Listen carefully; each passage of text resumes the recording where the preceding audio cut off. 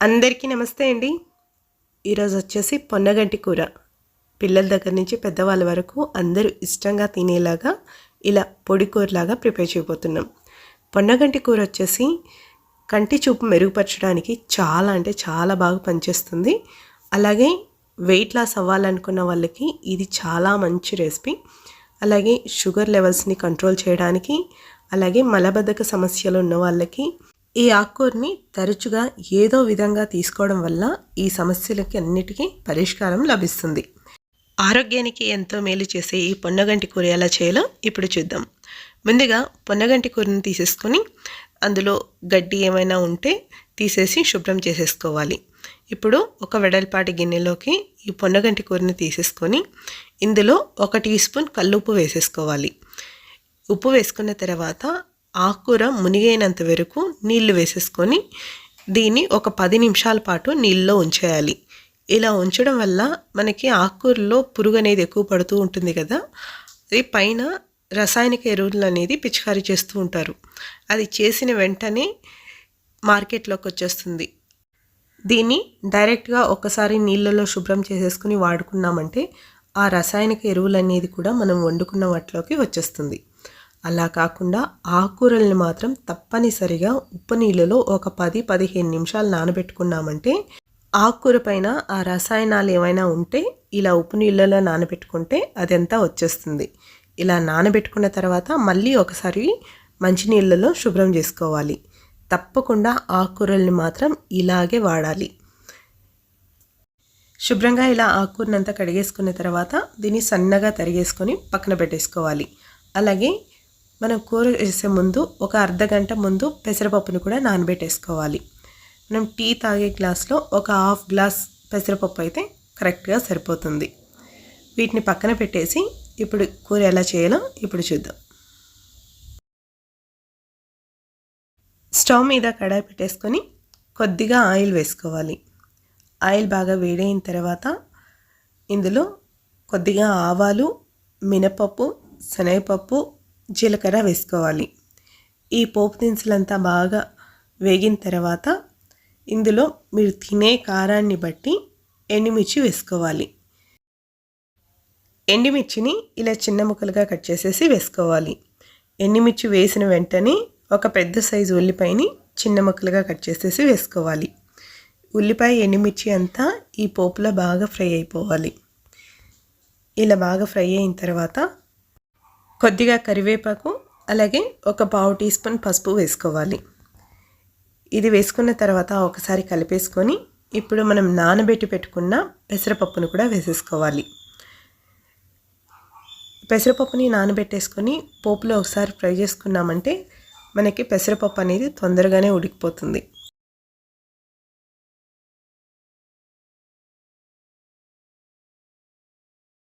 పెసరపప్పు వేసుకున్న తర్వాత పోపులో ఒకసారి బాగా కలిపేసుకున్న తర్వాత ఇప్పుడు పొన్నగంటి కూరని కూడా వేసేసుకోవాలి. పొన్నగంటి కూరని ఎంత వీలైతే అంత సన్నగా కట్ చేసేసుకోండి. పొన్నగంటి కూరను ఇంకా పెసరపప్పు 2 ఉడకడానికి కరెక్ట్గా సరిపోతుంది.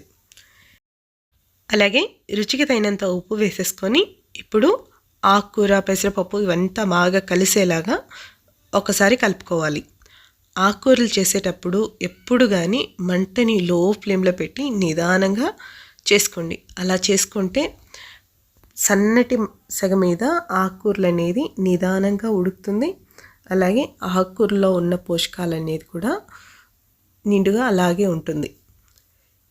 ఆకుకూరలు ఫ్రై చేసేటప్పుడు ఎక్కువ ఆయిల్ వేసి ఎక్కువ మంట మీద పెట్టామంటే టేస్ట్ బాగుంటుంది, కాకపోతే దానిలో ఉన్న పోషకాలంతా నశించిపోతుంది. మామూలుగా కూరగాయలు వండేటప్పుడు కూడా అంతే, మంటని చిన్న మంట మీదుగా ఉడికించుకున్నామంటే మనకి ఆకుకూరల్లో ఎంత ఉడకాలో అంత ఉడికి మనకి కావాల్సిన పోషకాలు కూడా అలాగే ఉంటాయి. ఇలా ఒక 5 నిమిషాల పాటు చిన్న మంట మీద ఒకసారి కలిపేసుకుని మూత పెట్టుకున్నామంటే మనకి సగం వరకు ఉడికిపోయింది. ఇప్పుడు మనం వేసిందే ఆయిల్ తక్కువ కదా, ఇప్పుడు అది మాడిపోకుండా ఉండాలి అంటే మనం చిన్న టీ కప్లో ఒక ½ కప్పు నీళ్ళు వేసేసుకొని మళ్ళీ మూత పెట్టేసి ఒక 5 నిమిషాల పాటు లో ఫ్లేమ్లో ఉడికించామంటే మనకి ఆవిరి మీద ఉడికించినట్టే ఉంటుంది. టేస్ట్ కూడా చాలా బాగా వస్తుంది. ఆయిల్ తక్కువగా, అలాగే ఆవిరి మీద ఉడికించినట్టు చాలా టేస్టీగా ఉంటుంది. మీరు ఎప్పుడు కానీ ఆకుకూరలు చేసేటప్పుడు ఇలా ఒకసారి ట్రై చేయండి, చాలా బాగా వస్తుంది. ఒక 5 నిమిషాల పాటు మూత పెట్టి ఉడికించుకున్న తర్వాత మూత తీసి ఆకుకూర ఉడికిందా లేదో చూసుకోవాలి. అలాగే ఉప్పు ఏమైనా సరిపోకపోతే ఉప్పుని అడ్జస్ట్ చేసుకోవాలి. ఇలా ఆకుకూర అంతా ఉడికిన తర్వాత పచ్చి కొబ్బరి తురుము వేసుకోవాలి. ఒక గుప్పెడంత పచ్చి కొబ్బరి తురుము వేసుకోవడం వల్ల పొన్నగంటి కూర కొంచెం వగురుగా, కొంచెం పసురు అనేది ఇలాగ ఉంటుంది కదా, అలా ఉండడం వల్ల ఆకుకూరలు ఎక్కువగా పిల్లలు తినలేకపోతుంటారు. ఇలా పచ్చి కొబ్బరి తురుము అలాగే పెసరపప్పు వేయడం వల్ల ఆకుకూరలో ఉన్న పసురు, వగురు అనేది అనిపించదు, ఇష్టంగా తినేలాగా ఉంటుంది. పచ్చి కొబ్బరి తురుము వేసుకున్న తర్వాత ఈ ఆకుకూర మొత్తం కలిసేలాగా 1 నిమిషం పాటు కలుపుకోవాలి. ఇలా కలుపుకున్న తర్వాత స్టవ్ ఆఫ్ చేసి సర్వ్ చేసుకోవడమే. ఈ పొన్నగంటి కూరని తరచుగా పిల్లలకి పెట్టడం వల్ల వాళ్ళలో కంటి సమస్యలకి దూరంగా ఉంటారు.